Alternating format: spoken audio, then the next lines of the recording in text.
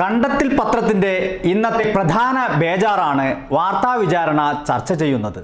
മുഖ്യമന്ത്രി പിണറായി വിജയന്റെ ഇന്നലത്തെ പ്രസ്താവന തെരഞ്ഞെടുപ്പ് ചട്ടലംഘനമാകുമോ എന്നതാണ് ആ പത്രത്തിന്റെ ബേജാറ്. കണ്ടത്തിൽ കുടുംബത്തിന്റെ നിത്യേനയുള്ള ഇത്തരം ബേജാറ് മാറ്റുന്ന രണ്ടു പേരാണുള്ളത്. മുഖ്യമന്ത്രിയുടെ തന്നെ ഭാഷയിൽ പറഞ്ഞാൽ പ്രത്യേക മാനസികാവസ്ഥയുള്ള രണ്ടു പേർ, രമേശ് ചെന്നിത്തലയും കെ സുരേന്ദ്രനും. രണ്ടുപേരുടെയും വാർത്താ സമ്മേളനം ഉടൻ പ്രതീക്ഷിക്കാം. പറഞ്ഞു തീർന്നില്ല. അതിനു മുമ്പ് നമ്മുടെ ഇരിക്കൂർ MLA തെരഞ്ഞെടുപ്പ് കമ്മീഷന് നോട്ടീസ് നൽകിയിരിക്കുന്നു. മുഖ്യമന്ത്രി പിണറായി വിജയൻ തെരഞ്ഞെടുപ്പ് ചട്ടലംഘനം നടത്തിയെന്ന്. അതുകൊണ്ട് കോവിഡ് പ്രതിരോധ വാക്സിൻ സൗജന്യമായി നൽകാനുള്ള തീരുമാനം സർക്കാർ ഉപേക്ഷിക്കണമെന്ന്. ഈ ആവശ്യമുന്നയിച്ച് തെരഞ്ഞെടുപ്പ് കമ്മീഷണറെ നേരിട്ട് കണ്ടേക്കാം, പറ്റുമെങ്കിൽ ഗവർണറെയും. കാരണം ജനക്ഷേമ പ്രവർത്തനങ്ങൾ അപ്പാടെ തകർക്കാൻ കച്ച കെട്ടി ഇറങ്ങിയിരിക്കുകയാണല്ലോ ഇവർ. അതിന് ഇവർക്കുള്ള വേദവാക്യം കണ്ടത്തിൽ പത്രമാണ്.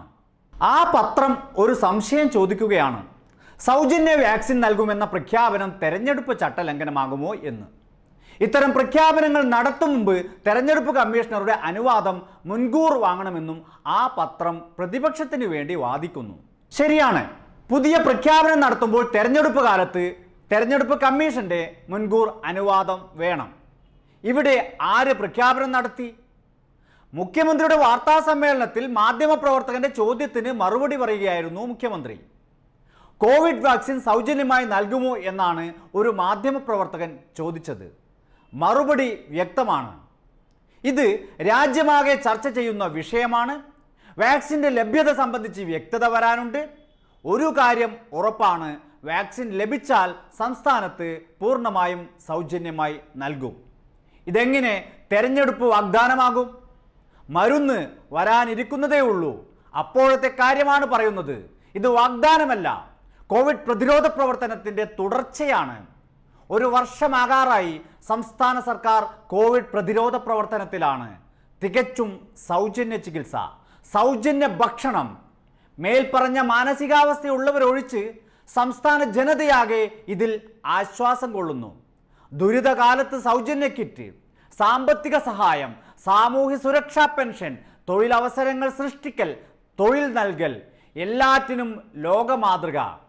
അതിൻ്റെ തുടർച്ചയായി സ്വാഭാവികമായും സർക്കാർ ചെയ്യുമെന്ന് ജനങ്ങളാകെ വിശ്വസിക്കുന്ന ഒരു കാര്യമാണ് ചോദ്യത്തിന് മറുപടിയായി മുഖ്യമന്ത്രി പ്രതികരിച്ചത്.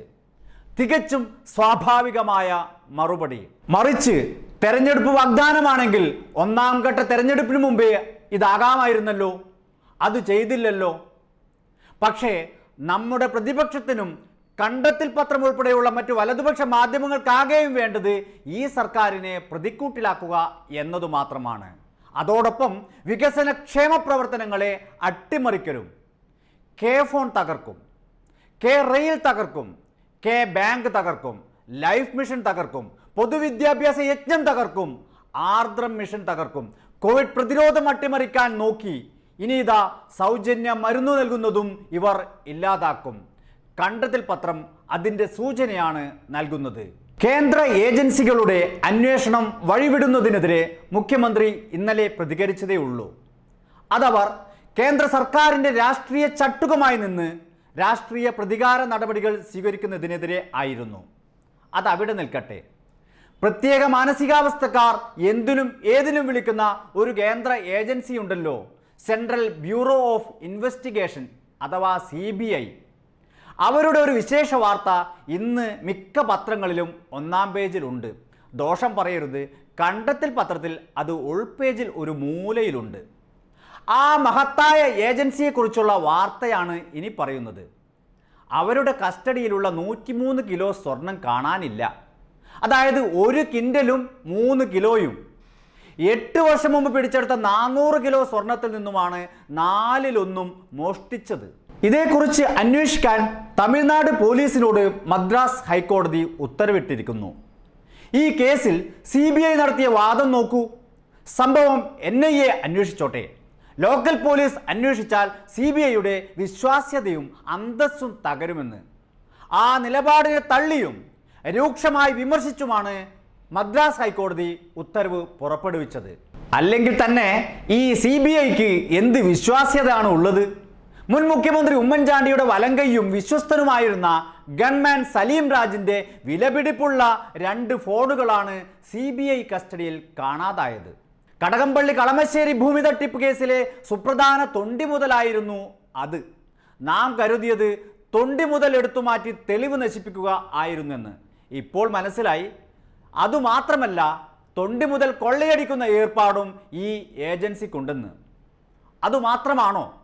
സിസ്റ്റർ അഭയ കേസിൽ ഒഴിച്ച് കേരളത്തിൽ ഈ ഏജൻസി നടത്തിയ അന്വേഷണത്തിൽ കേരള പോലീസ് കണ്ടെത്തിയതിൽ കൂടുതൽ ഒരു ചുക്കും ഇതുവരെ ഇവർക്ക് കണ്ടെത്താനായിട്ടില്ല.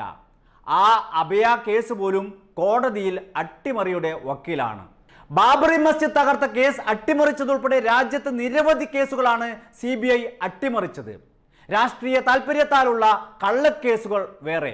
ഫസൽ വധക്കേസിൽ കാരായി രാജനെയും കാരായി ചന്ദ്രശേഖരനെയും കുടുക്കിയതുൾപ്പെടെ കേരളത്തിലും ഇത്തരം ഉദാഹരണങ്ങൾ നിരവധി. ആ CBIയുടെ തനിനിറമാണ് ഓരോ നാളും പുറത്തു വന്നുകൊണ്ടിരിക്കുന്നത്. മറ്റ് ദേശീയ അന്വേഷണ ഏജൻസികളുടെ കഥ ഇതിലും പരിതാപകരമാണെന്ന് നാം പറയാതെ തന്നെ നമുക്കറിയാം.